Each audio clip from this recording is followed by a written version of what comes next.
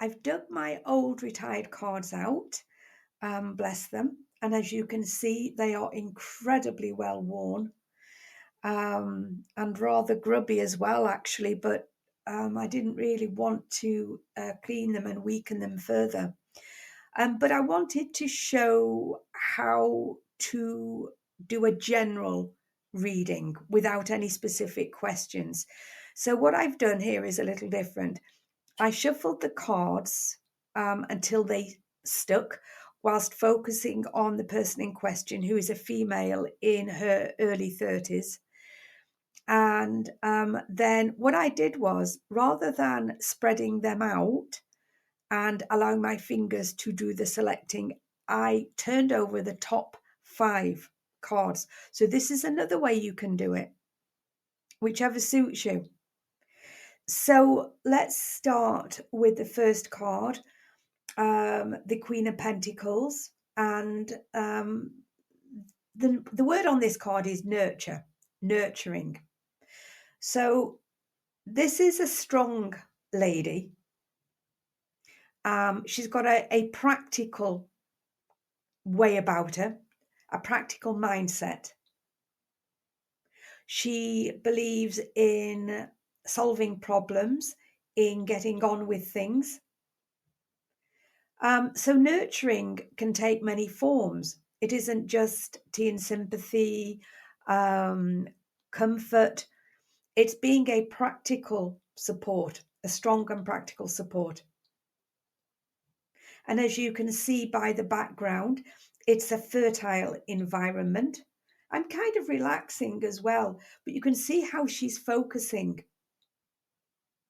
And so from looking at this card in this context and with this person, it feels very much to me that she can keep things afloat. She can keep things ticking over so that they appear to the rest of the world, to be fine.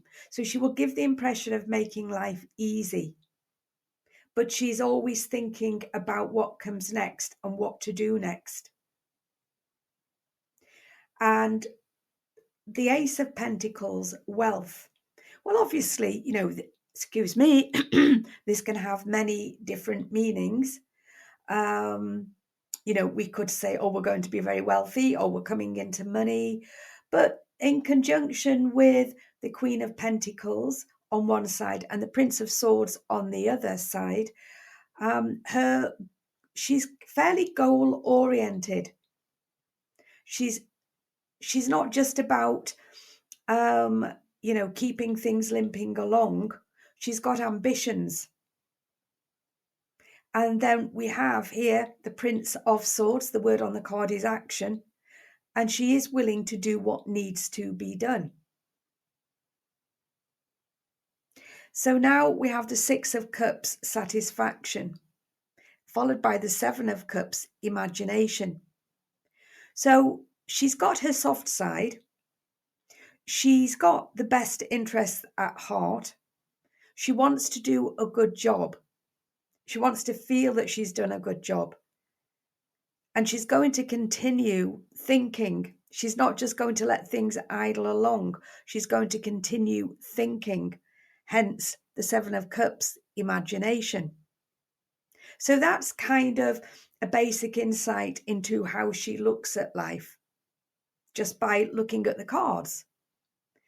In terms of prediction, well, it's clear that she's nurturing future plans here and that she's heading in the right direction. She's thinking, she's contemplating, she's not letting things slide. She's got one eye on the present time, one eye on the future. And so she is heading in a productive direction. But there's a lot still to be done. There is an awful lot still to be done. Now, she can end up becoming satisfied with the outcome, largely speaking. However, she's also got to guard against letting her mind run away with her, and maybe being sidelined, being sidetracked. Because of the nature of her, it is clear that probably she's going to be in demand, or a lot of people are going to have expectations of her, or hope, imagine that she can fix their problems or she's got the solution. And she lives up to this. But although she can complete tasks, she can keep things afloat, she can come up with answers for people, it could in a way end up being a little bit of a routine, if you like, whereby she's still left wondering where she really wants to be, what she really wants to do. And again, with the Seven of Cups, imagination, because we can't just stay on the same treadmill over and over again, day in, day out, year in, year out. And she's got to be able to see outside of that box as well. So she could potentially become maybe a little blinkered in her goals and ambitions, too caught up in the nurturing of others and other problems. She's got to allow some space and time for herself to dream, for her own life, to develop her own life, and to dream about the possibilities of the future. That was spread number 3. Please see these videos only as guides. You will discover your own natural way of reading your cards. So remember, don't exert unnecessary pressure upon yourself and don't become too intense. Intensity can very much block the energetic flow. Relax, explore, pay attention and make notes, but above all, enjoy the learning process.